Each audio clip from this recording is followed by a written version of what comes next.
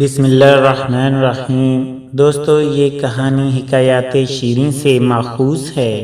کہتے ہیں کسی شخص کو ملکوں کی سیر کا بہت شوق تھا۔ ایک دفعہ وہ چین کے ایک ملک میں سیر کرنے گیا۔ کسی بڑے شہر میں پہنچا، ایک امیر آدمی سے راستے میں ملاقات ہو گئی۔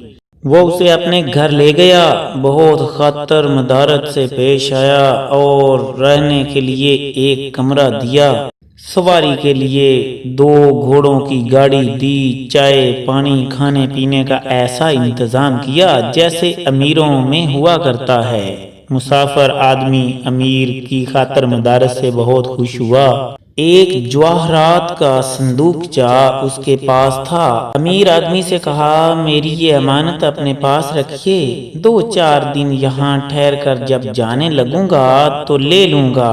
اس میں جواہرات ہیں اور خزانہ ہے، ذرا حفاظت سے رکھیے گا۔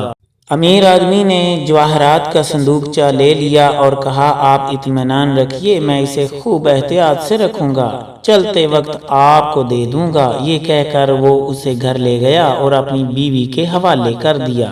مسافر 4 روز وہاں رہا۔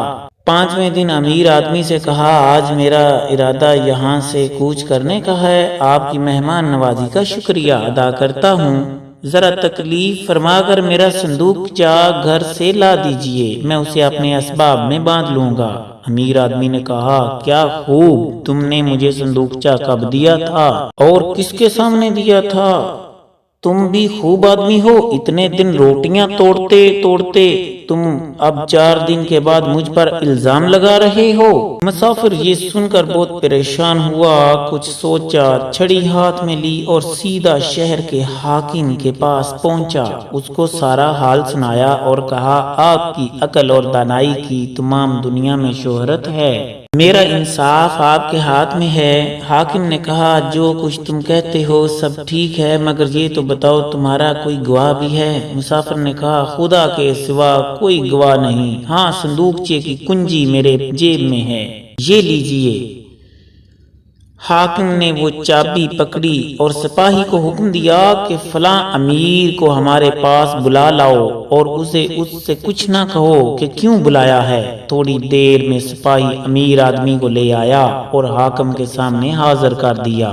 حاکم نے امیر آدمی سے کہا، میرے پاس بیٹھ جاؤ اور جو کچھ میں کہوں ایک پرچے پر اپنی بیوی کو لکھو، مضمون یہ ہو کہ میرا بھید کھل گیا ہے، مسافر کا صندوقچہ اس آدمی کے ہاتھ بھیج دو، نہیں تو میری خیر نہیں۔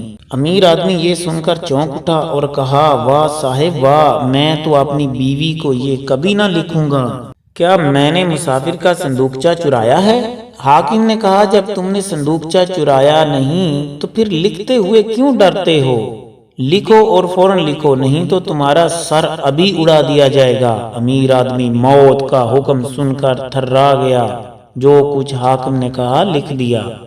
حاکم نے سپاہی کو حکم دیا کہ یہ خط ان کے گھر لے جاؤ اور فوراً جواب لاؤ۔ سپاہی بھاگا بھاگا امیر آدمی کے مکان پر گیا اور خط گھر میں بھجوا دیا۔ بیوی نے خط پڑھتے ہی مسافر کا صندوقچہ اس کے حوالے کر دیا۔ سپاہی فوراً صندوقچہ لے کر واپس آ گیا اور صندوقچہ حاکم کے روبرو لا کر رکھ دیا۔ حاکم نے مسافر سے پوچھا، کیا یہی صندوقچہ ہے جو تم نے اس شخص کے حوالے امانت کے طور پر رکھوایا تھا؟